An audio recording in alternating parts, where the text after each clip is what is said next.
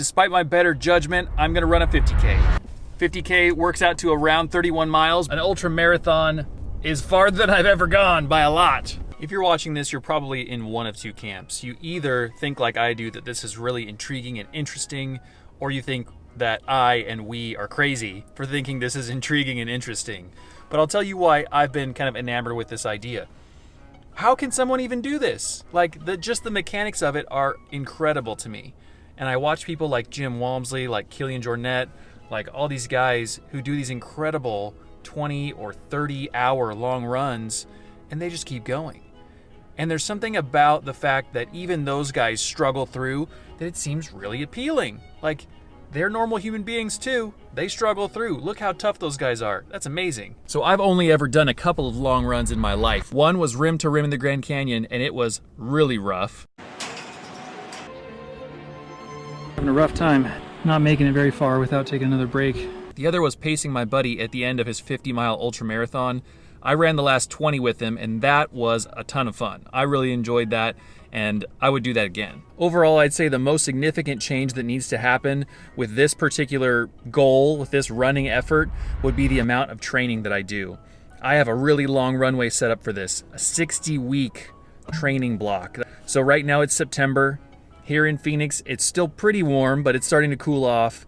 And I'm gonna need that much time to train really hard in the fall, in the winter, and into the spring. Summer's gonna be pretty rough. It's really difficult to get in some good mountain miles in the summer out here, but I'll have to find ways to do it, probably early morning runs. Hopefully next fall or winter, I'll be trained and conditioned well enough to complete the 50K and actually have a good time doing it. That's ultimately my goal.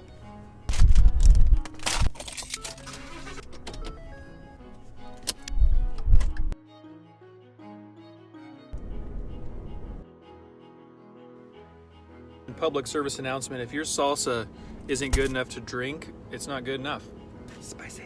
I just drove to these mountains near where I work because I like to bring my lunch here and eat and look at the mountains. So I'll put my training plan up here on the screen so you can see it, but basically I slowly increase mileage starting now and building up to 40+ mile weeks.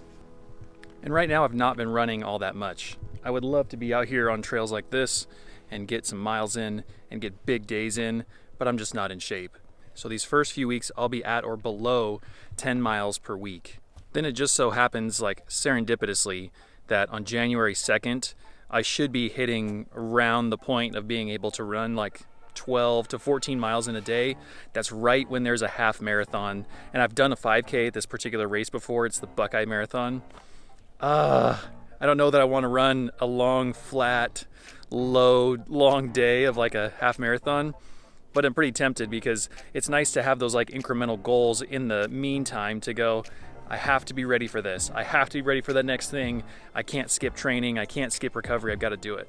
Then, of course, there's the potential to run a marathon as far as another kind of incremental training thing to do, but that could be another milestone. I'd like to do 2 or 3 races kind of in the middle of training just to have those as milestones. Now let's talk about nutrition and fueling. Right now, I don't think I eat terribly unhealthy, but generally I want to be more healthy and more intentional as I'm going to be increasing the load of runs and the frequency and just the strain on my body in general. Like, I can't just pick anything and eat whatever.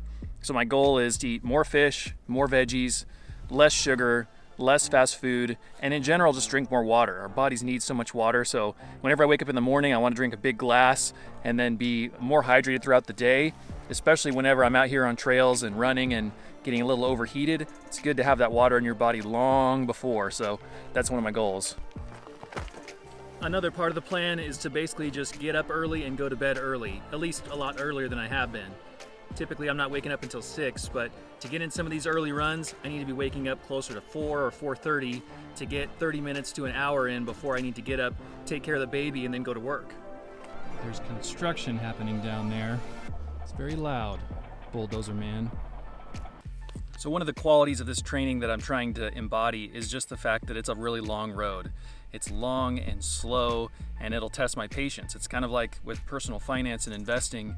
There's no quick way to ensure results. Like, you can only put in that time, make those deposits, know that in the long run your index funds will compound on themselves and they'll grow and you'll have a good return. But for me, with especially physical things, I just want to go out hard. I want to exit the blocks as fast as I can and go hard, train hard, be really sore, but then get quicker results.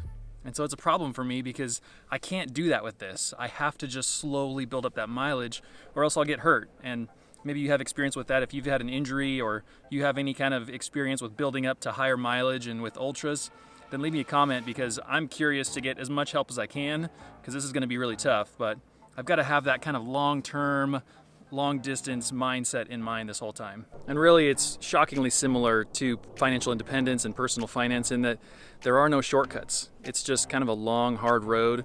But those people that are willing to go through that boredom and put in that hard work are the ones that reap the biggest rewards.